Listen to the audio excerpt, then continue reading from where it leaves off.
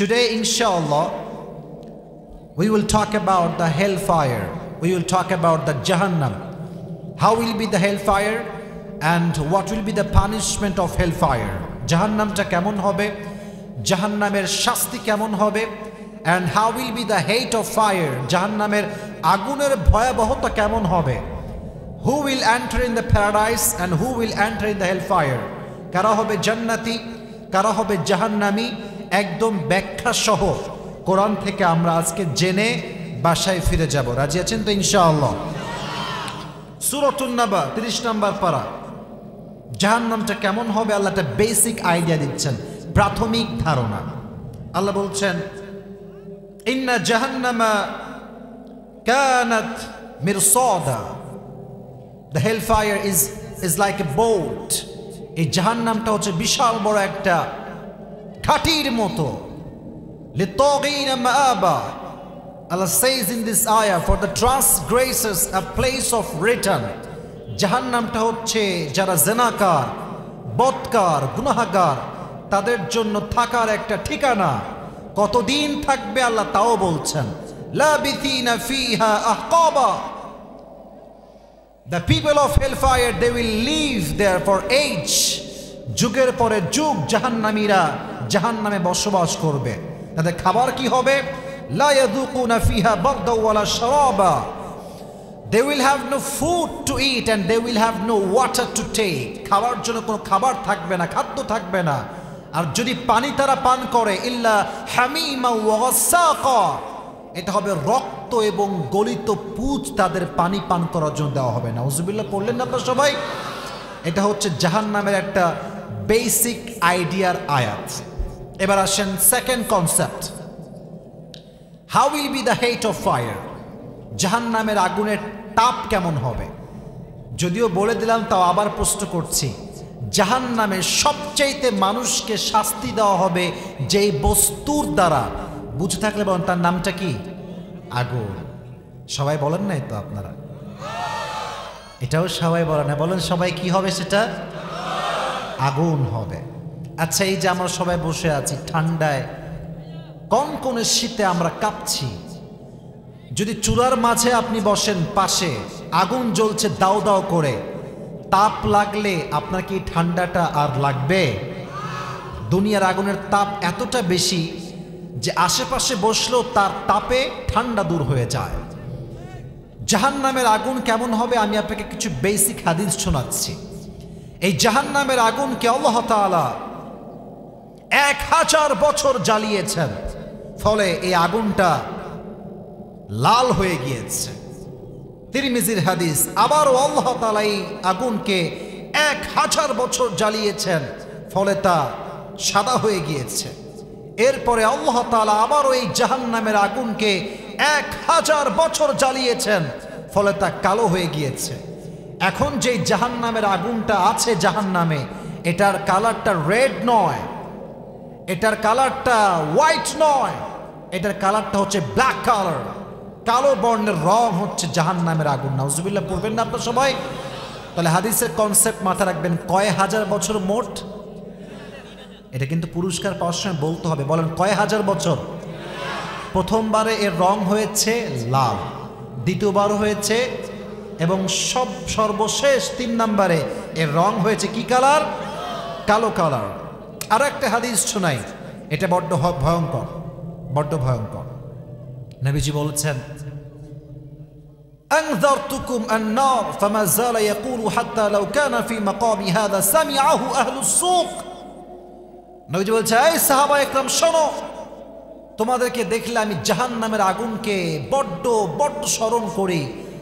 যদি তোমরা কখনো কোনো অন্যায় করো, এমন এক জাহান্নামের আগুনে তোমাদেরকে নিক্ষেপ করা হবে, লাওয়াহাতুল লিল বাশার, যখনই কোনো মানুষের গায়ে জাহান্নামের আগুন স্পর্শ করবে, সঙ্গে সঙ্গে তার প্রত্যেকটা চামড়া খসে খসে খসে খসে পড়ে যাবে। নাউজুবিল্লাহ পড়ে সবাই। লা তুবকি ওয়ালা তাদর। The fire of hell will not leave them alive, nor will it leave them dead. না মারবে না বাঁচাবে, আপনি মরবেনও না, আপনি বাঁচতেও পারবেন না, আপনি জ্বলে পুড়ে ছারখার হয়ে যাবেন।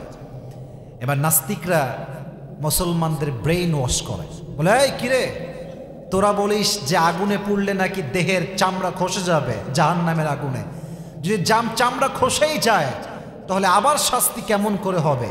বলেন তো, আসলে এই প্রশ্ন আছে না নাই? এত আস্তে বললেন কেন আপনারা? বলেন না, প্রশ্ন আছে না নাই? আছে না নাই? কোরআনে আল্লাহ জবাব দিয়েছেন।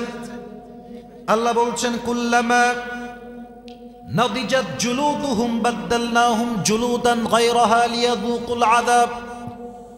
যখনই কোনো বান্দার দেহের চামড়া জাহান্নামের আগুনে পুড়ে যাবে, সঙ্গে সঙ্গে আল্লাহ তাকে আবার নতুন চামড়া লাগাই দিবে। কোন সুবহানাল্লাহ। যখনই আপনার চামড়া পুড়ে গেছে, Allah will change your skin again, and until the day of judgment Allah will punish you like this. যেমন ভাবে আপনি আগে ছিলেন, আল্লাহ বারবার আপনাকে রূপ দিবেন, চামড়া দিবেন, দেহ দিবেন, কিয়ামত পর্যন্ত আল্লাহ আপনাকে এইভাবেই শাস্তি দিবেন। নাউজুবিল্লাহ পড়লেন না আপনার সবাই? এখন নাস্তিকদের কথায় আমরা কান দিব না। বাংলাদেশের বাইরে একজন নাস্তিক গত বছর বলেছিল যে আমার নবীর চরিত্র নাকি খারাপ, তাই নবীজি আম্মাজান আয়েশাকে মাত্র 6 বছর বয়সে বিয়ে করেছেন। নাউজুবিল্লাহ, রাস্তা তো মুনাফিকের মতো হয়ে গেল ভাই, জোরে বলেন না নাউজুবিল্লাহ।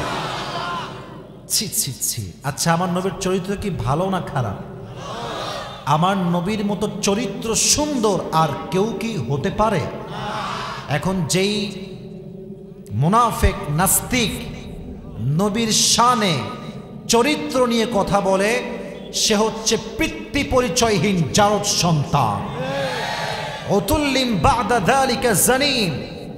যারা আলেমকে গালি দেয়, যারা আমার প্রিয় নবীকে নিয়ে কটূক্তি করে, এরা হচ্ছে কখনো আসল বাপের সন্তান হতে পারে না। ঠিক কিনা বলেন যুবক ভাই? এরা স্পষ্ট বেঈমান, মুনাফিক, কাফের। এজন্য মাথায় রাখবেন, জাহান্নামের আগুনে আপনার দেহ পুড়বে, আল্লাহ আবার চামড়া দিবে। এবার আসেন, আগের যুগে আমরা যখন রান্না করতাম, কি দিয়ে রান্না করতাম? চুলা। এখন কিন্তু আর জিনিস আসে, নাম কি বলতে পারবেন? আরও আছে গ্যাস, তাই না? গ্যাসে আমরা রান্না করি। আমি বারবার এখান থেকে কয়েকবার সাউন্ড পাইছি, কিন্তু কিছু বলি নাই। আমি কিন্তু আর সাউন্ড শুনতে চাই না। বাম দিক থেকে ডানের ভাইয়ারা মাশাআল্লাহ, তারা খুব ভালো। বামে কয়েকবার ডিস্টার্ব হয়েছে। কথা আমার ঠিক আছে না যুবক ভাইরা? কেউ ডিস্টার্ব করবেন না। ধাক্কা ধাক্কি না। ওরা বসলে বসুক, না দাঁড়া থাক, সমস্যা নাই, বাট কোনো ডিস্টার্ব করে সাউন্ড করা যাবে না। তো আমরা যখন গ্যাসের চুলায় রান্না করি, দেখবেন রাতে ঘুমানোর আগে গ্যাসের চুলা আমরা অফ করি। কেন? এর কারণটা হচ্ছে, যদি ব্লাস্ট হয়ে যায়, পুরো পরিবারটা সেকেন্ডে, নিমিষে ধূলিসাৎ হয়ে যাবে সামান্য গ্যাসের আগুনে। তাহলে আপনি ভাবেন, গ্যাসের চুলার আগুন যদি এতটা ভয়ঙ্কর হয়, জাহান্নামের আগুনটা কত ভয়ঙ্কর হবে একটু ভাবেন। হাদিসে এসেছে, দুনিয়ার আগুনের চাইতে জাহান্নামের আগুনটা 70 গুণ বেশি তাপ হবে। 70 গুণ। দেহে যখন লাগবে, নাযাআতাল লিশাওয়া, দেহের চামড়াগুলো গলে গলে গোস্ত সহ পড়ে যাবে। মানুষগুলো চিৎকার করবে পাগলের মতো।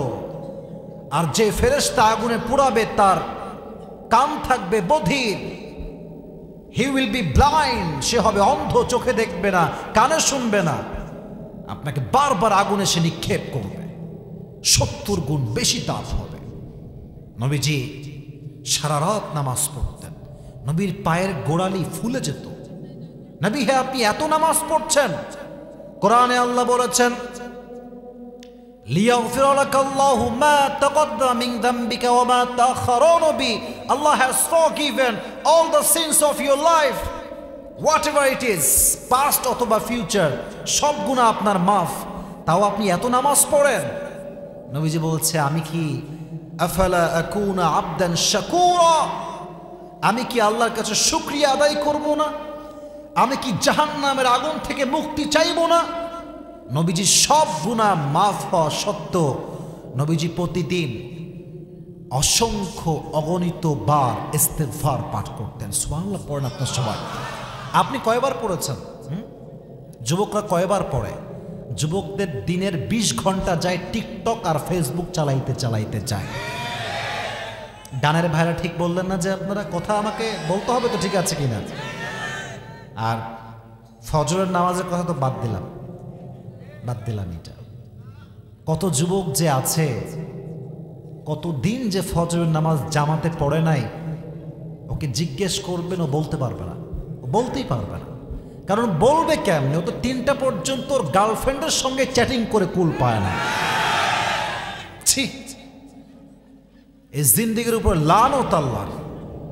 তোমার কাছে একজন মেয়ে দামি হয়ে গেল নামাজের চাইতে, এটা কি তুমি বুঝতে পারলা না? যেই মেয়ে তোমাকে আজকে আল্লাহর থেকে দূরে সরিয়েছে, মাথায় রাখবা সেই মেয়ে তোমাকে জাহান্নামের দ্বার প্রান্তে পৌঁছে দিয়েছে, ঠিক কিনা বল? আর 3টা 4টা পর্যন্ত প্রেম করে জীবন যৌবন শেষ। আর আমার কষ্ট লাগে কোন জায়গায় জানেন? যে প্রেম করলি তুই জাল লগে, বিয়ে তো তারে করতে পারলি না।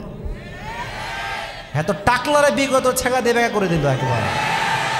এটা কোনো মানে হইল? প্রেম করলি ভাই একজনের সঙ্গে, বিয়ে হইলো আর একটার লগে, এদিকে হ্যাঁ গাঁজা খাইয়া কুল পায় না, ওদিকে মাইয়া সুখে আছে। এটা কেউ সহ্য করতে পারলো, এটা কিন্তু আমার সহ্য হয় না, ঠিক কিনা বল?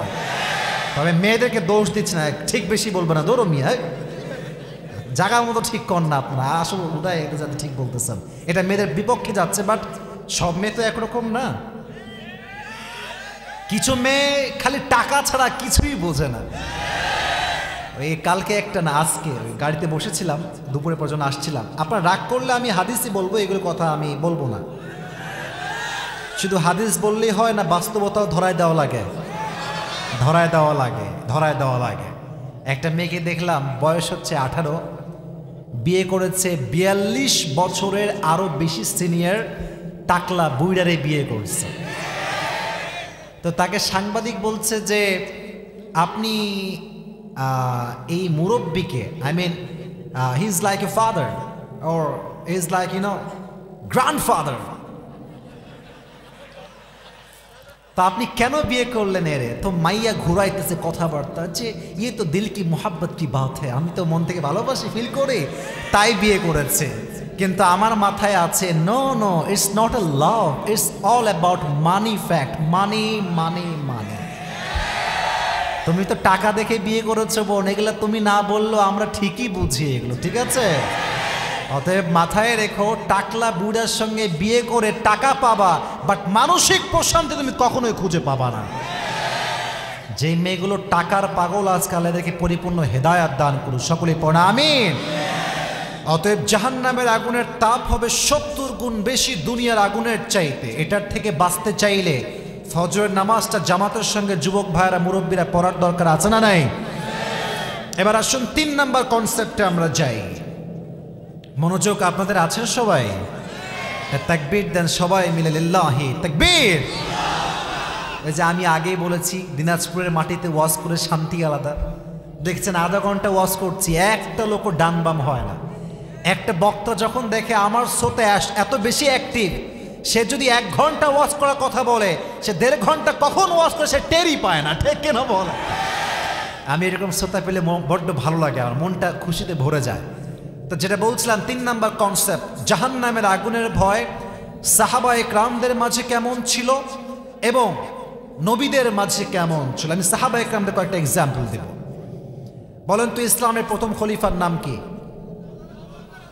আবু বকর রাদিয়াল্লাহু তাআলা আনহু। অনেকে হয়তো জানেন না অথবা ভুলে গেছেন, আমি আবার বলছি, এটা মাথায় বসায় নেন। প্রশ্ন করছি, জবাব দিবেন জাস্ট মুখস্থ রাখার জন্য। ইসলামের প্রথম খলিফার নাম কি? আবু বকর রাদিয়াল্লাহু তাআলা আনহু। ওনার মাঝে জাহান্নামের আগুনের ভয় কেমন ছিল আমি একটা ঘটনা বলছি, হাদিস থেকে একটা ঘটনা উল্লেখ করছি। একদিন তিনি বাসায় এসেছেন তার স্ত্রীর কাছে। তো স্ত্রী বলছে, আবু বকর, ইয়া আমিরুল মুসলিমিন, আপনার কাছে একটা আবদার আছে। কি আবদার? বলছে আপনার সন্তানরা আজকে আবদার করেছে সারিদ খেতে চায়। সারিদ হচ্ছে আরব বিশ্বের the most expensive food in Arabic world. সবচাইতে দামি খাবার আরবের হচ্ছে সারিদ। যেমন আমাদের দেশের দামি খাবারের নাম হচ্ছে গরুর গোস্ত। এত দাম আজকে বেড়েছে গরুর গোস্তের যে মধ্যবিত্ত পরিবারের সন্তানরা মাসে একবারও গরুর গোস্তের মুখ দেখতে পায় না, ঠিক কিনা বলা? সারিদ হচ্ছে সেই রকম দামি একটা খাবার। তো বলছে, আচ্ছা আমাদের দেশের প্রধানমন্ত্রীর নাম শেখ হাসিনা। উনি যদি বলে যে গোস্ত খাওয়ার টাকা আমার কাছে নাই, আপনি কি এটা বিশ্বাস করবেন? উনি তো জাস্ট বাংলাদেশের একজন প্রধানমন্ত্রী, খলিফাতুল মুসলিমিন। এরকম বাংলাদেশের মতো কয়েকশো দেশের তিনি প্রধানমন্ত্রী। টাকা পয়সা কম থাকার কথা না বেশি থাকার কথা? বেশি, লজিকলি বেশি থাকার কথা। বাট উনি কি বলছে, একটু হাদিসের শব্দগুলো একটু মনোযোগ দেন। বলছে, বিবি নাই, আমি যে সারিদ খাওয়াবো তোমার ছেলেকে, টাকা নেই, টাকা নেই। বলছে, কি বললেন এটা? আপনার খাজানায় কোটি কোটি টাকা পড়ে আছে, আপনি যদি একটু নিয়ে খাওয়ান আপনার কি সমস্যা হবে? বলছে, অবশ্যই হবে। কেন? বলছে, জনগণের টাকা আমি মেরে খাবো আর জাহান্নামের আগুনে আল্লাহ আমাকে পুরাবে, এটা আমি চুল পরিমাণ কখনো বরদাস্ত করতে পারবো না। সুবহানাল্লাহ পড়ে সবাই। খবরদার, মাফ চাই, দোয়া চাই, মাফও চাই, দোয়া চাই, যাও। ঠিক 1 মাস পরে একদিন তিনি বাসায় আসছেন, তার বউ একটা প্লেট নিয়ে আসছে। বলছে, ইয়া খলিফাতুল মুসলিমিন, এই নেন, আপনার জন্য আমি সারিদ রান্না করে নিয়ে আসছি। বলছে, আরে সারিদ তুমি কই পালা? আমি তো তোমাকে টাকা পয়সা কিছু দেই নাই, তুমি কোথা থেকে নিয়ে আসলে এইটা? বলছে, হে আমার স্বামী, আপনি যে প্রত্যেক মাসে আমাকে মান্থলি একটা হাত খরচের টাকা দেন, ওইটা বাঁচিয়ে বাঁচিয়ে আজকে আমি আমার সন্তানের আবদার পূরণ করবার জন্য সামান্য কিছু সারিদ বাজার থেকে ক্রয় করে নিয়ে আসছি। সবাই উনি প্লেটটা নিলেন, নিয়ে কয়েক চামচ মুখে নিয়ে খেলেন, খেয়ে সোজা সংসদে গেলেন। সমস্ত মজলিসের সুর আর সদস্যবৃন্দ সবাইকে ডাকলেন, এমপি, মন্ত্রী, মেয়র, নেতা, পুলিশ সব ডেকেছেন এক জায়গায়। বলছে, আজকে একটা ঘোষণা দিতে চাই। কি ঘোষণা? তোমরা আমাকে যে স্যালারি দাও প্রত্যেক মাসে রাষ্ট্রের পক্ষ থেকে, ওইটা আজ থেকে কমায় দাও। সবাই বলছে, আরে কমাবো কেন? ঠিকঠাকই তো আছে। বলছে, না না, কমায় দাও। কেন? কারণ প্রমাণ হয়ে গিয়েছে এর চাইতে কম বেতন পেলেও আমি আবু বকরের সংসারটা আল্লাহ চালাই দিবে। সুবহানাল্লাহ বললেন না আপনারা? তোমরা আমাকে এত বেশি বেতন দাও যে আমার ওয়াইফ প্রত্যেক মাসের হাত খরচ বাঁচিয়ে সারিদ কিনেছে, এটা প্রমাণ করেছে আমার মাসের টাকা কিছু বেশি হয়ে যায়, তাহলে সে সারিদ কেমনে কিনলো? হিসাব মিলছে না। সারিদ কেমনে সে কিনলো? উনি সামান্য রাষ্ট্রের 1 টাকার জন্য কি চিন্তা করেছেন। আর আমাদের পুরো দেশটা চোর আর বাটপার দ্বারা ভরে গিয়েছে। এমপি হয়, এমপি হওয়ার জন্য হয় না, দেশের টাকা বিদেশের মাটিতে পাচার করবার জন্য অনেকে এমপির ভোটে দাঁড়ায়, ঠিক কিনা বল? এখন যদি কেউ বলে, হুজুর আপনি কার বিপক্ষে বলছেন? না না না, আমি তো কারো বিপক্ষে বলি নাই। যদি কারো গায়ে লাগে তাহলে বুঝতে হবে চোরের মন পুলিশ পুলিশ। তুমি যদি মিয়া দেশের জন্য কাজ করো তাহলে তোমার গায়ে কথা লাগবে কেন? তুমি তো আমাকে অ্যাপ্রিসিয়েট করবো যে হুজুর আপনি হকের পক্ষে আওয়াজ তুলেছেন, ঠিক কিনা বল? যুবক ভাইয়েরা, তোমরা তো খুব আবেগী, তোমাদেরকে আমি খুব ভালো করেই চিনি। তোমরা যে কি জিনিস এটা যে বোঝে নাই, হ্যাঁ কিছুই বোঝে নাই। তোমরা খুবই আবেগী। যখনই একজনকে নিয়ে খুব মারামারি হবে, ছেলে পেলে ধুমাইয়া গালি দিবে। আবার যখনই একটু ভালো কাজ করে দিবে, ওয়াহ ইয়ার ইয়ে তো জান্নাত সে আভাগ করাই হ্যাঁ। সব ভুলে যায় আমরা, অতীত ভবিষ্যৎ সব ভুলে যাই। মাথায় রাখবেন, যেই ফিল্ডের মানুষ, এটাকে মাইন্ডে নেবেন, and don't take it negatively and just take it seriously. খারাপভাবে না নিয়ে সিরিয়াসলি ভাবেন। যেই ফিল্ডের মানুষ তাকে সেই ফিল্ডে মানায়, অন্য ফিল্ডে মানায় না। মিয়া তুমি প্রফেশন তোমার একটা, তুমি কি ওইটা সামলাবা না দেশ সামলাবা?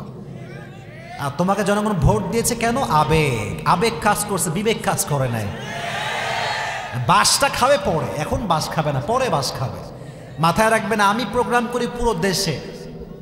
আজকে দিনাজপুর, কালকে যাব বগুড়া, আর একদিন যাব কক্সবাজার, আর একদিন যাব নোয়াখালী। পুরো দেশ আমি জার্নি করছি, একদিনও বাসায় থাকতে পারি না ঠিকঠাক মতো। যদি আমার কেউ যাবে রাজশাহী থাকেন, আপনাকে আমি রাজশাহীর এমপি বানায় দিলাম, রাজশাহীর ধস নামতে 1 মাসও লাগবে না। কথা ঠিক আছে কিনা যুবক ভাইরা বলার?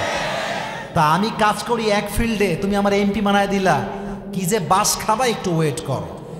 আমি এটা বলছি, আপনাকে মাইন্ড করবেন আমি জানি, বাট আমার কথা হচ্ছে এটা আমার লাল সবুজের পতাকা, এটা আমি ডাক্তার হাতে দিতে পারবো না, ঠিক কিনা বলেন যুবক ভাই? এই জন্য মাথায় রাখবেন, দেশের টাকা মেরে খাবেন, জাহান্নামের আগুনকে একটু ভয় করবেন, একটু ভয় করবেন। এবার আসেন আরেকটা ছোট্ট হাদিস শোনাই। ওমরে ফারুকের হাদিস। একদিন তিনি জুমার পূর্বে আমরা মেম্বারে দাঁড়িয়ে কি দেই? এত আস্তে বললেন আপনারা? কি দেই আমরা বলেন? খুতবা দেই। আচ্ছা আমার দিকে তাকান তো সবাই, ডানে বামে সবাই তাকান। এটা যে আমি পরে আছি এটা কি পাঞ্জাবি না জুব্বা? মাশাআল্লাহ, রাইট আনসার, জুব্বা। পাঞ্জাবি দেখবেন শর্টগুলো হয় এই হাঁটুর উপরে, আর লংগুলো হয় হাঁটুর একটু নিচে, বেশি লং কিন্তু হয় না। আর জুব্বা দেখবেন একদম টাকনু বরাবর আসে, একদম নিচ পর্যন্ত জুব্বা যায়। কেন বললাম? হাদিস বললে বুঝবেন যে কেন এই ব্যাখ্যাটা দিলাম। খুতবা দিচ্ছেন, হঠাৎ করে একজন দাঁড়িয়ে গিয়েছে মুসল্লির মাঝখান থেকে, ডাক দিয়ে বলছে, এ ওমর, এ ওমর, তোমার জুব্বা তো লম্বা কেন? কি হয়, তুমি কি রাষ্ট্রের টাকা মেরে খেয়েছো? নাউজুবিল্লাহ পড়বেন। আমি এই হাদিস যখন বলি ওয়াজ মাহফিলে মাঝে মাঝে বলা হয় ওয়াজ করতে গেলে, আমি ভাবি যে এই কথা কাকে বলছে? অর্ধ জাহানের খলিফা, প্রাইম মিনিস্টার, আর রিয়াকশন কি? একটা মুচকি হাসি। তা আমি ভাবি যে প্রধানমন্ত্রী এই কথা শোনার পরে মুচকি হাসি দেয়, আর আমার দেশে চেয়ারম্যান, মেম্বার, এমপি, মেয়র, মন্ত্রী, প্রধানমন্ত্রী, ইয়ার ইয়ে তো বহুত দূর কি বাত है। একটা নেতার চামচাকে যদি এ কথা কেউ বলে, ওর চামড়ার, পিঠের চামড়ার খুঁজে পাওয়া যাবে না। দাপট ভাব, হ্যাঁ, বাপের কয়েক টাকা আছে, একখান R15 কিনছে, এমন ভাব মনে হয় বাপের রাস্তায় এটা, এমনি বাইক চালায়। আছে না নাই? আছে না নাই? ছি ছি, এই যত সব ন্যাংটামি পুংটামি বাংলাদেশে আছে ভাই। আপনার বিল গেটসের নাম শুনছেন? পৃথিবীর সবচেয়ে ধনী মানুষ। আপনার দেখবেন এই বিল গেটস যখন বার্গার কিনতে যায় লাইন ধরে কিনে। আপনি দেখেন ফেসবুকে, আমি বানায় কথা একটাও বলছি না, একদম সিরিয়াল ধরে সামনে যুবক দাঁড়ায় আছে, হ্যাঁ তাকাই না তার দিকে, আরে কিসের বিল গেটস, ও ওর কাজ করতেছে। আর বাংলাদেশে যত সস্তা কন্টেন্ট ক্রিয়েটর আছে আর টিকটকার আছে, এদের ব্যাপারে যুবকরা দৌড়তেছে দৌড়তেছে দৌড়তেছে। এটা একমাত্র বাংলাদেশে আর কোথাও সম্ভব না। অন্য দেশের মানুষ স্বপ্নকে মূল্যায়ন করে, আর এই দেশের মানুষ সারাদিন কে কি আপলোড দিল কমেন্ট নিয়ে ব্যস্ত থাকে। আছে না নাই বলেন? কে কারে বিয়ে করলো, কে কারে কিলাইলো ধইরা, এই নে পাগলা। এর চাইতে সস্তা কাজ দুনিয়াতে আর কিচ্ছু হতে পারে না, ঠিক কেনা বলেন যুবকেরা? তো ওমরে ফারুক মুচকি হাসি দিয়েছেন। তো এদিকে তার পাশে তার সন্তান ছিল, তার নাম হচ্ছে আব্দুল্লাহ ইবনে ওমর। তার নাম হচ্ছে ওমর, সন্তানের নাম আপনাদেরকে বলতে হবে আব্দুল্লাহ ইবনে ওমর। বলছে, ভাই আমি আপনাকে জবাব দিব। বাবার জুব্বা লম্বা কেন হয়েছে এটার জবাব বাবা নয়, আমি দিচ্ছি। জবাব হচ্ছে এইরকম, প্রত্যেক বছর রাষ্ট্রের পক্ষ থেকে আমি একটা জামা পাই, আব্বা একটা জামা পায়। এবছর যে জামা আব্বাজান পেয়েছে, জামাটা খুব শর্ট হয়ে গিয়েছে। আব্বা চাইলে রাষ্ট্রের পক্ষ থেকে আবার নতুন একটা জামা নিয়ে আসতে পারতেন। আব্বাজান ডাক দিয়ে বললেন, হে আমার সন্তান, আমি যদি রাষ্ট্রের থেকে আর নতুন জামা নেই, রাষ্ট্রের টাকা নষ্ট হবে, তুমি তোমার জামাটা নিয়ে আসো। আমি আমার বাবাকে জামাটা দিয়ে দিলাম, আমার জামা বাবার জামা একসঙ্গে হয়ে গেল। এবার আব্বা বলে, এই যাও দর্জিকে নিয়ে আসছো। দর্জি এসেছে, বলছে, এই দর্জি সাহেব, আমার জামা শর্ট, আমার ছেলে জামা এই যে, দুইটা জামা নেন, এই জামা দুইটা তালি লাগায় আমাকে দিয়ে দেন। সে বলছে, আরে আপনি প্রাইম মিনিস্টার, আপনি তালি দেওয়া জামা পরবেন? বলছে, আমি যদি আজকে চাই এই পৃথিবীর সবচেয়ে দামি জামা আমি পরতে পারবো, বাট আমি যাই করি না কেন আমাকে কেউ না দেখলেও দেখে একজন আওয়াজ দিয়ে বলেন তিনি কে? পারবো না আমি করতে, বানাও। পট্টি দেওয়া জুব্বা পরে আছেন, এই কথা তার সন্তান ডাক দিয়ে বলছে, ভাই আব্বাজান তালি দেওয়া জুব্বা পড়েছে, বাট ওমর এমন কোন সন্তান নয় যে রাষ্ট্রের টাকা মেরে খাবে, ঠিক কিনা বলেন যুবক ভাইরা? তখন তিনি খুতবার মাঝে বললেন, শোনো, আমি কেন নেই নাই নতুন জুব্বা, চাইলে নিতে পারতাম, বাট এই রাষ্ট্রের টাকা মারার কারণে যদি আল্লাহ আমাকে জাহান্নামের আগুনে নিক্ষেপ করে, আমি ওমর সব সহ্য করতে পারবো, বাট জাহান্নামের আগুনে আমার চামড়াতে ঝলসে যাবে, এই তাপ আমি কখনো সহ্য করতে পারবো না। সুবহানাল্লাহ পড়ে সবাই। ভয় কাকে বলে? হিসাবের ভয় কাকে বলে? 1 টাকা নয়, দেশ থেকে 1000 টাকা পাচার হয়, আপনি জানেন? আপনার খবর আছে কোনো? আপনি তো ঘুমাচ্ছেন, টিকটক চালাচ্ছেন, সারাদিন শেয়ারিং চলতেছে, আপনার কোনো খবর নাই। আপনার 1000 কোটি টাকা ব্যাংক থেকে আজকে লুট করে মানুষের হক নষ্ট করা হচ্ছে, ঠিক কেনা বলেন যুবকেরা? তাদেরকে জাহান্নামের আগুনের ওয়াজ শোনাবে কে? কে শোনাবে, কে বুঝাবে? আল্লাহ এদেরকে হেদায়াত দান করুন, সকলেই পড়েন আমিন। এটা হচ্ছে সাহাবা একরামদের মাঝে জাহান্নামের আগুনের ভয় ছিল। এবার আসেন আমরা আর একটা কনসেপ্টে যাই। তবে একটা প্রশ্ন করি আপনাদের নলেজ চেক করবার জন্য, আশা করছি আপনারা সঠিক জবাব দিবেন, তবু একটা ব্যাখ্যা আমি এর পরে দিব। বলেন, জাহান্নামে পুরুষের সংখ্যা বেশি হবে না নারীর সংখ্যা বেশি হবে? আরে বাপ, খুব মজা লাগছে বলতে, তাই না, যে নারীরা যাবে জাহান্নামে? আরে বাপ রে। তবে এখানে একটা বিষয় বুঝতে হবে, এটা হয়তো অনেকে ভুল বোঝেন আপনারা, ওলামা একরাম এটা আমার সাথে আরো ভালো বুঝবেন, যারা সিনিয়র আছেন তারা। জাহান্নামে কাদের সংখ্যা বেশি হবে এই ক্ষেত্রে 2 রকমের হাদিসই আছে। কোন হাদিসে আছে নারীরাই হবে সবচেয়ে বেশি জাহান্নামী, কোন হাদিসে আছে পুরুষরাই হবে সবচেয়ে বেশি জাহান্নামী। অতএব ঢালাও ভাবে সব নারী জাহান্নামে যাবে, আমরা চালাইয়া বেহেশতে যাব, এটা ঠিক না। যার যার আমল অনুযায়ী সে জান্নাত পাবে, সে জাহান্নাম পাবে। তবে হ্যাঁ, একটা বিষয়ে শিওর থাকেন, জাহান্নামে যাওয়ার সবচাইতে বড় কারণ হচ্ছে একটা, ইয়াতাসাআলুনা আনিল মুজরিমিন মা সালাকাকুম ফি সাকার ক্বালু লাম নাকু মিনাল মুসাল্লিন। কিয়ামতের ময়দানে সবাইকে, everyone will be asked about their সালাহ। প্রত্যেক মানুষকেই নামাজ সম্পর্কে জিজ্ঞেস করা হবে, আর যতজন জাহান্নামে যাবে সবার জবাব হবে একটা, যে আমি জাহান্নামে এসেছি এর প্রথম কারণ আমি নামাজি ছিলাম না। নাউজুবিল্লাহ পড়লেন না আপনার সবাই? একটা সবচাইতে বড় কারণ, এর চাইতে বড় কারণ পৃথিবীতে আর কিচ্ছু নাই।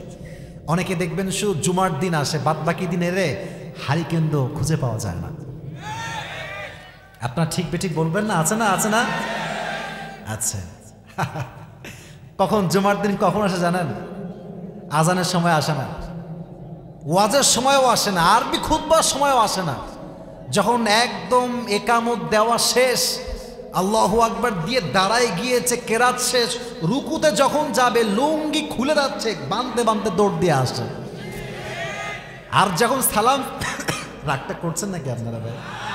যখন সালাম ফিরাই দিবে, আসসালামু আলাইকুম, আসসালামু আলাইকুম, যেই সালাম এটা ফিরাবে বামের দিকে, ওর আগে লুঙ্গি তুলে দৌড় মারবে। আছে না, আছে না, আছে না, আছে না? আর সবচেয়ে বড় আফসোসের বিষয় যুবক ভাইরা, কথা একদম বুঝে ঠিক বলবা, এই বাটপার গুলো মোড়ের চায়ের দোকানে বসে আলেমদের নামে বদনাম করে বেড়ায়। এজন্যই ঠিকই বলে যে ওরে বাটপার।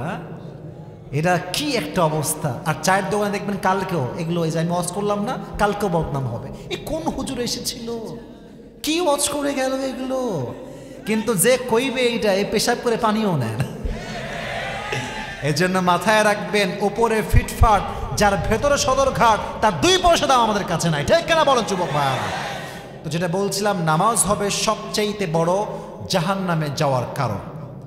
নামাজের গুরুত্ব কত বেশি বলেন তো? আমাদের ইসলামের সবচাইতে ঐতিহাসিক খলিফা যিনি, তার নাম একটু আগেই বললাম ওমরে ফারুক, আর প্রথম ছিলেন যিনি, তার নাম ছিল কি?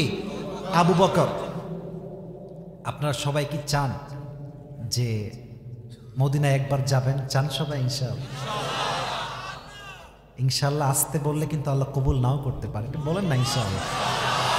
আপনি একটা হাদিস শোনায় আপনাকে, বান্দা যখন মন থেকে কিছু চায় আর বলে যে এটা আমি পূরণ করব ইনশাআল্লাহ, আল্লাহ বলছে ও নিয়ত করেছে ঠিক আছে, বাট ও যে ইনশাআল্লাহ বলে আমার দিকে ইচ্ছাটা ফিরাই দিল, আমি আল্লাহ ওর ইচ্ছা কবুল করে নিলাম।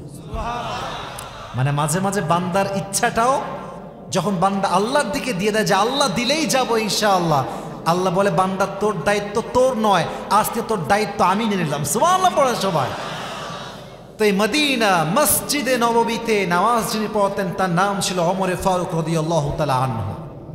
একদিন তিনি বসে আছেন, একজন অগ্নি উপাসক আসছে, আগুনের পূজা করে, এসে বলছে, ওমর, আমার যিনি মালিক আছে তিনি আমার কাছে প্রত্যেক দিন 6 দিরহাম চার্জ করে, আমি একজন গোলাম, এটা দেওয়া খুব কষ্টকর হয়ে যায়, তুমি একটু কমায় দাও আমার জন্য।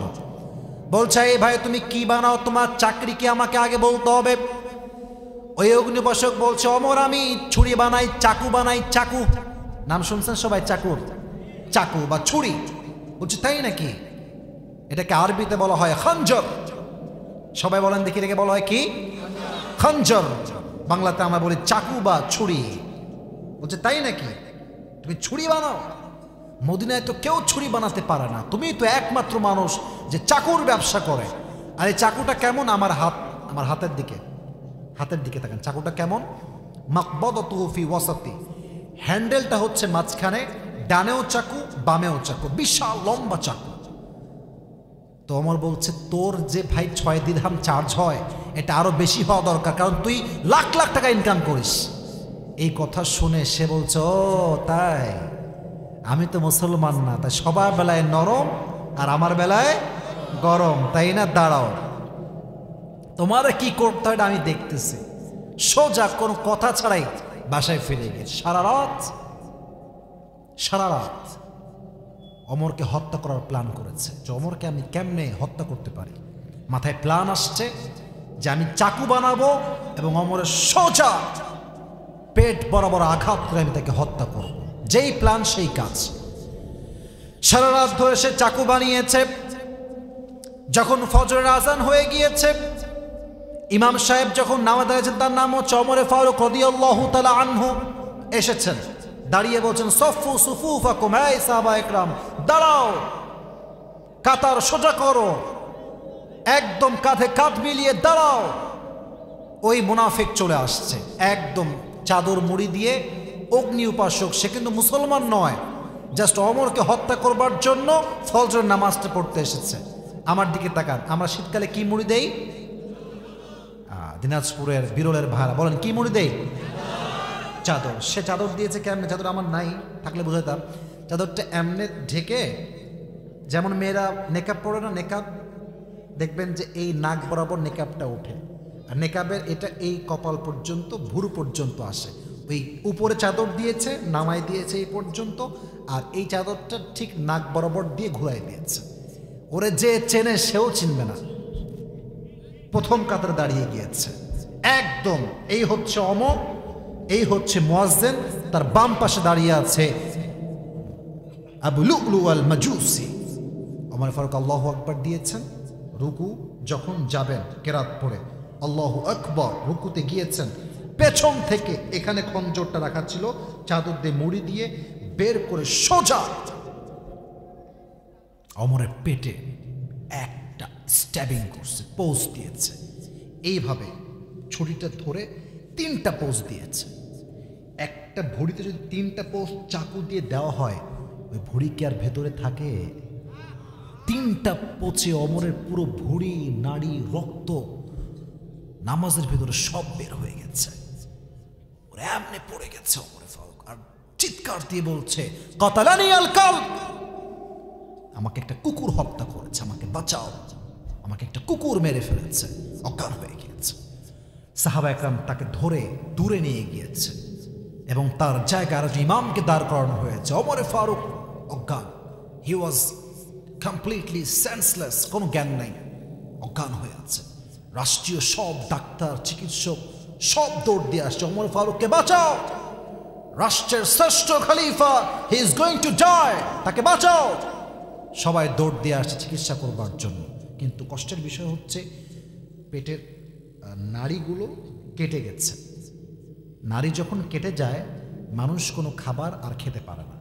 যারা সায়েন্স নিয়ে পড়েছেন বা ডাক্তারি পড়েন তারা এটা আমার সাথে ভালো বুঝবেন। পানি দিলে পানি থাকে না, দুধ দিলেও দুধ থাকে না, কোনো খাবারই পেটে থাকে না। তো যখন তাকে এইভাবে করে শোয়ায় রেখে পানি দেওয়া হচ্ছে, পানি যাচ্ছে ওমরের ভিতরে, পানি গিয়ে এই পেট কাটা সব পানি পেট থেকে বের হয়ে যাচ্ছে, পানি থাকছে না। দুধ দিচ্ছে, দুধ থাকছে না, দুধ দিচ্ছে, সব এখান থেকে বের হয়ে যাচ্ছে। রাষ্ট্রীয় চিকিৎসকরা তারা কনফার্ম হয়ে গেল যে ওমর ফারুকের হয়তোবা বাঁচার আশঙ্কা বেশি একটা নাই, শেষ। তারা ডিক্লেয়ার দিয়ে দিল যে সব তো মালিক আল্লাহ তাআলা, বাট যে সিচুয়েশন দেখছি আমরা, হয়তো Omar he is going to die, very soon he will die, মারা যাবে। যেই কথা সেই কাজ। ওমর ফারুক চোখ খুলেছে হঠাৎ করে, ডানে আসছে। ইস, এই হাদিসটা আমার অন্তরে আঘাত করে। যে মানুষের পেটের নাড়ি ভুড়ি বের হয়ে আছে, এখনই মরে যাবে, এক্ষুনি মারা যাবে, চোখ খুলে বলতে পারতেন আমার রাষ্ট্রের কি অবস্থা, ছেলে কোথায়, মেয়ে কোথায়, মা কোথায়, একটা কথা বলেন নাই। চোখ খুলেই বলছেন, এই সাহাবা ইকরাম, আসাল্লান নাস, আসাল্লান নাস। আমি যখন অজ্ঞান হয়ে গেছিলাম তখন তো আমি একটা নামাজের ইমাম ছিলাম। আমার অজ্ঞান হওয়ার পরে মানুষগুলো কি সে নামাজটা আদায় করেছে আমার পরে? সুবহানাল্লাহ, পড়া মৃত্যুর আগে খবর নিল, একটা খবর, মানুষগুলো কি নামাজ পড়েছিল কিনা, পড়েছিল কিনা। তিনি মেসেজ দিলেন এইটাই যে আমি ওমর ফারুক যা টিকিট কনফার্ম জান্নাতে যাওয়ার ব্যাপারে। জান্নাতের টিকিট কিন্তু কনফার্ম আগেই হয়ে গিয়েছে, জানেন না আপনারা সবাই? 10 জন সাহাবী জান্নাতি কনফার্ম, আল্লাহর হাবিব টিকিট দিয়েছেন কনফার্ম জান্নাতি, ওমর ফারুক তার ভিতর থেকে একজন। জান্নাত কনফার্ম, নামাজকে ভোলে নাই। আর আপনাকে কে গ্যারান্টি দিল যে আপনি আজকে নামাজ বাদ দিয়ে পাবজি ফ্রি ফায়ার খেলে বেলান? গ্যারান্টি আপনাকে কে দিয়েছে? আজান হচ্ছে মসজিদে, যুবকরা ধুমাইয়া ক্রিকেট খেলছিল আগে, এখনো খেলতেছে, মোড়ে মোড়ে বসে বসে পাবজি ফ্রি ফায়ার টিকটক করতেছে, করতেই আছে, ঠিক কেনা বলো যুবক ভাইরা? তোমাকে গ্যারান্টি কে দিল জান্নাতে যাওয়ার? আমাকে বলো, তোমাকে গ্যারান্টি দিয়েছে? দিল কে তোমাকে গ্যারান্টি? সর্বশেষ প্রশ্ন, বলেন, আমাদের প্রিয় নবী যখন মারা যাবেন, নবীজির জীবনের সর্বশেষ শব্দ ছিল কি? সালাত, সালাত, সালাত। হাদিসটা মনে পড়ে গেল, বলবো সবাইকে, ওর মধ্যে বলা যাবে ইনশাআল্লাহ। আপনারা কি ঠান্ডায় বিরক্ত হয়ে গেছেন আমার উপরে? ইনশাআল্লাহ আমি আপনাদেরকে অনেক ভালোবাসি। দিনাজপুরের মানুষকে আমি এই 1.5 বছর থেকে চিনি। দিনাজপুরের মানুষের সবচেয়ে বড় বৈশিষ্ট্য হচ্ছে এরা ওয়াজকে খুব বেশি ভালোবাসে, ঠিক আছে না যুবক ভাইয়েরা? নবীজি যখন মারা যাবেন, যেই দিন মারা যাবেন, জিবরাইল আসছে নবীজির দরজায়, ইয়া রাসূলুল্লাহ আপনি কেমন আছেন? নবীজি বলছে, জিবরাইল আলহামদুলিল্লাহ ভালো আছি, কিন্তু আমি খুব জ্বরে আক্রান্ত, খুব জ্বর, আর মাথায় প্রচন্ড ব্যথা, ডান বাম হতে পারছে না, এতটা জ্বর আমার। নবীজি জ্বরে আক্রান্ত, কাতরাচ্ছেন কষ্টে। তো জিবরাইল বলছে, নবী ছোট্ট একটা কথা বলতাম, পারমিশন লাগবে আপনার। বলছে, বলো, সমস্যা নেই, বলো। নবী গেটের বাহিরে একজন গেস্ট এসেছেন, মেহমান, আপনার কাছে আসার জন্য পারমিশন চাই। বলছে, নিয়ে আসো আমার কাছে। এসেছে, এসেই বলছে, আসসালামু আলাইকা ইয়া রাহমাতাল লিল আলামিন। ও নবী, আপনাকে আল্লাহ সালাম দিয়েছেন, আমিও আপনাকে সালাম পেশ করলাম। সুবহানাল্লাহ। যে সালাম দিয়েছে সেকেন্ড টাইম, সে কোনো সাধারণ ফেরেশতা নয়, সে হচ্ছে মালাকুল মউত। আল্লাহু আকবার। নবীজি বলছে, মালাকুল মউত কেন আসছে? জিবরাইলকে বলছে। তো জিবরাইল বলছে, নবী তাকেই বলেন কেন আসছে। তো সে বলছে, নবী হ্যাঁ, আমি তো কোথাও একা একা যাই না, নিজ ইচ্ছায় যাই না, আমাকে পাঠানোর মালিক তো এক সত্তা, তিনি কে? আল্লাহ আমাকে পাঠিয়েছেন নবী। তবে নবী, আল্লাহ কিন্তু আমার একটা কথা বলছে আপনাকে বলার জন্য। বলছে, কি বলো? আল্লাহ বলছেন যে নবীকে গিয়ে বলবা, নবী আপনি কি যেতে চান নাকি চান না? যদি যেতে চান নিয়ে যাব, যদি বলেন যে আমি যেতে চাই না, তুমি আমার পেয়ারা হাবিবকে ওখানে রেখে আবার ফেরত চলে আসবা। এগুলো শুনলে না মানে এই ভেতরে হার্টবিটটা ধুকধুক করে আমার। আচ্ছা, আপনারা সবাই পাকিস্তানের একজন টপ ফেমাস স্কলার, বড় একজন আলেম, তারিক জামিল নাম শুনছেন আপনারা সবাই? ভালোবাসি মানুষটাকে আমি, যেহেতু আমি কওমি মাদ্রাসায় পড়াশোনা করেছি লম্বা সময়, উর্দু ভাষা আমার কাছে প্রায় বাংলা ভাষার মতোই, পড়তেও পারি, লিখতেও পারি, পরিপূর্ণ টোটালি বুঝতেও পারি। তো ওনাকে আমি খুব শুনি, ওনার বক্তব্যে একটা প্রভাব আছে।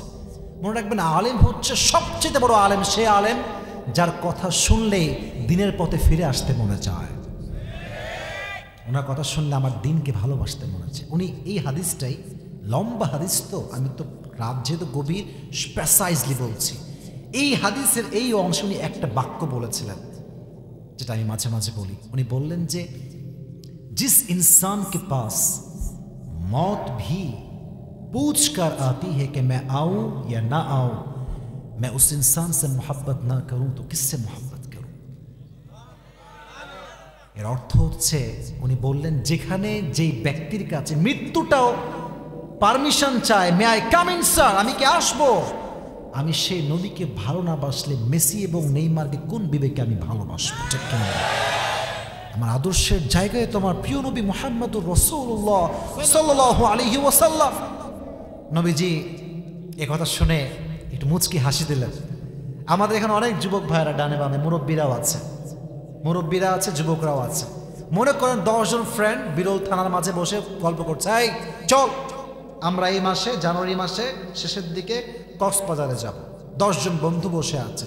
10 জন বন্ধু বসে থাকলে কিন্তু সবাই সবার বেস্ট ফ্রেন্ড হয় না, এক একজনের বেস্ট ফ্রেন্ড এক একজন। তো একটা পরামর্শ হচ্ছে, দেখবেন যে যার বেস্ট ফ্রেন্ড সে তারে বলে, মামা তুই যাবি নাকি মামা? তো বেস্ট ফ্রেন্ড যদি বলে সিগন্যাল, ইয়েস মামা আমি যাবো, বলে আর আমিও যাবো। তাহলে ঠিক কেনা বলেন যুবক ভাইরা? তো নবীর যিনি বেস্ট ফ্রেন্ড ছিলেন তিনি হচ্ছেন জিবরাইল আলাইহিস সালাতু ওয়াস সালাম। সুবহানাল্লাহ পড়লেন না সবাই? নবীজি এবার চোখ তুলে জিবরাইল দিকে তাই বললেন, জিবরাইল তুমি কি বলছো, আমার কি করা দরকার, তুমি বলবা, যা তাই আমি করব।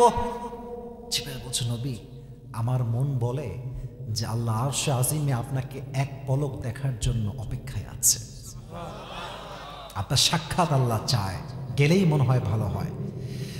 নবীজি বুঝে গেলেন যে আমার যাওয়ার সময় হয়তোবা ঘনিয়ে এসেছে।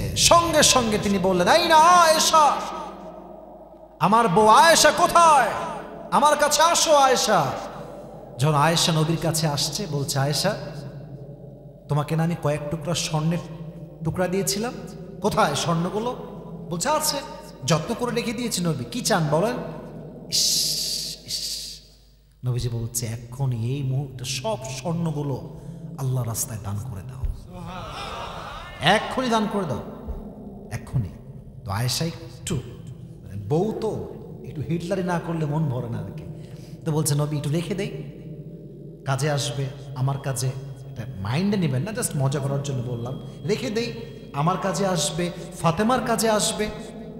নবীজি বলছেন, না না খবরদার, রিজিকের মালিক কে? দান করে দাও সব।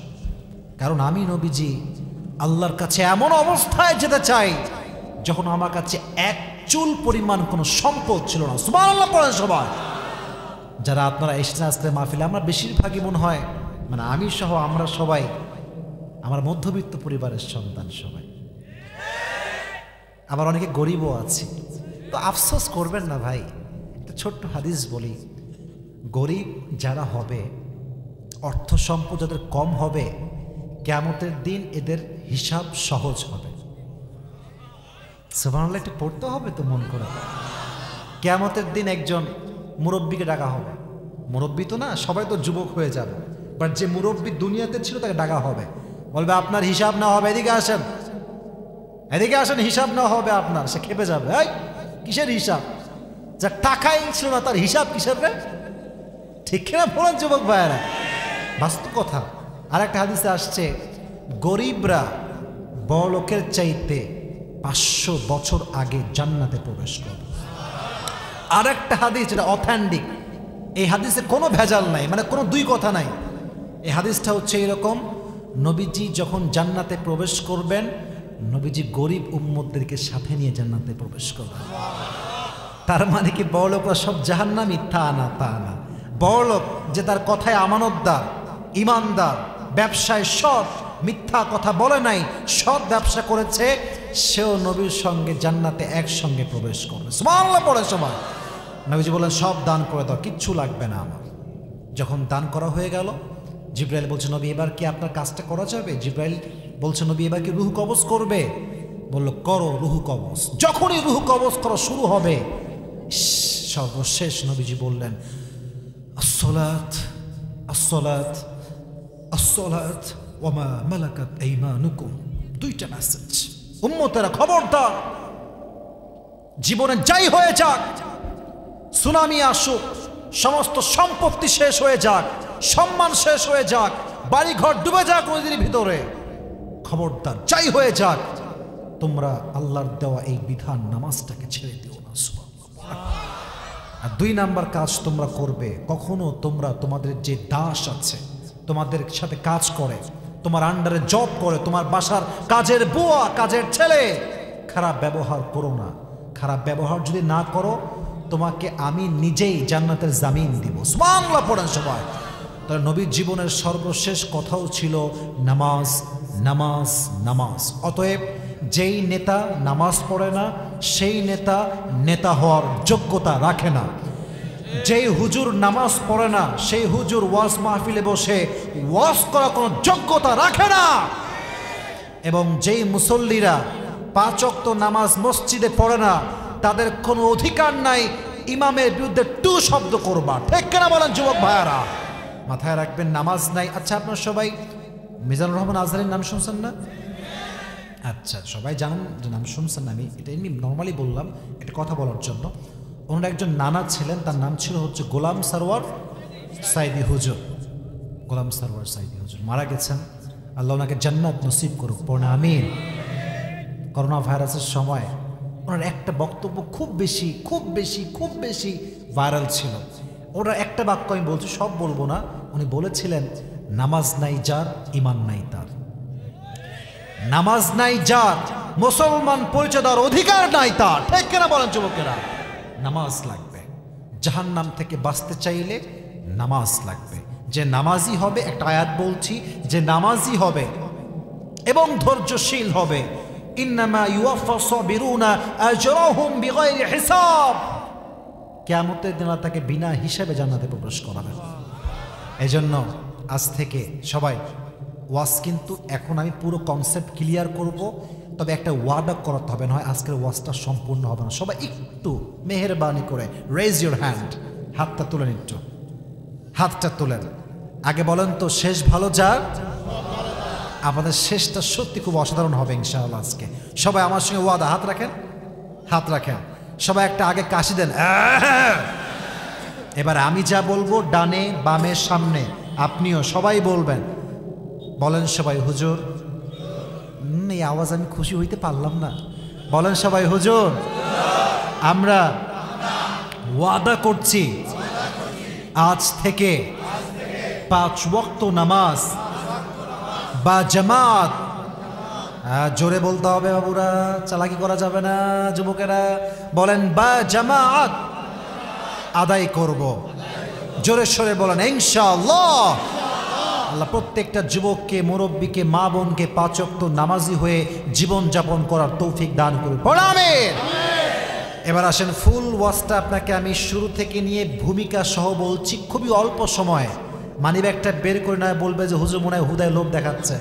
আর খবরদার, এই লাল চাদরওয়ালা কাহা যা রে হো তুম, খবরদার। আচ্ছা, ও যা করে, মানে ওয়াশরুমে যাওয়া লাগবে। যাই হোক, 1 নাম্বার 2 নাম্বার, 1 2জন ঠিক আছে, বাট আমার শ্রোতা যা ছিল 100 ভাগের 99 ভাগই আমার শ্রোতা এখন পর্যন্ত বসে বসে ওয়াজ শুনেছে। ঠিক কেনা বলেন যুবকেরা? This is the power of Dinajpur. এটা দিনাজপুরের মাটির ভালোবাসা, শক্তি। এবং আমি যখনই আসবো দিনাজপুরে, আরে মন খুলে বাহাদুরের মতো আসবো, কারণ আমি ইসলাম প্রেমিক মানুষদের কাছে যাচ্ছি। ঠিক কেনা বলেন যুবকেরা? এখন আমি ওয়াজটা একদম আপনাকে ব্যাখ্যা সহ পয়েন্ট আকারে বলছি, একটু ধরে নেবেন ওয়াজগুলো। যে পারবেন তার জন্য আজকে পুরস্কার থাকবে ইনশাআল্লাহ। এবার আসেন, আজকে ওয়াজের মূল সেন্ট্রাল থিম বা সাবজেক্ট ম্যাটার, মূল আলোচ্য বিষয় কি ছিল? জাহান্নাম। বলেন, কি ছিল? জাহান্নাম। এটা হচ্ছে মূল আলোচনার বিষয়বস্তু।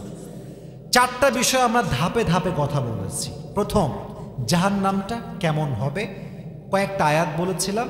আপনাকে ফুল মাথায় রাখতে হবে না, 2-1টা ট্রান্সলেশন মাথায় রাখলেই হবে। বলেছিলাম, ইন্না জাহান্নামা কানাত মিরসাদা, the hellfire will be like a boat. Boat, জাহান্নামটা হবে একটা বিশাল বড় ঘাটির মতো।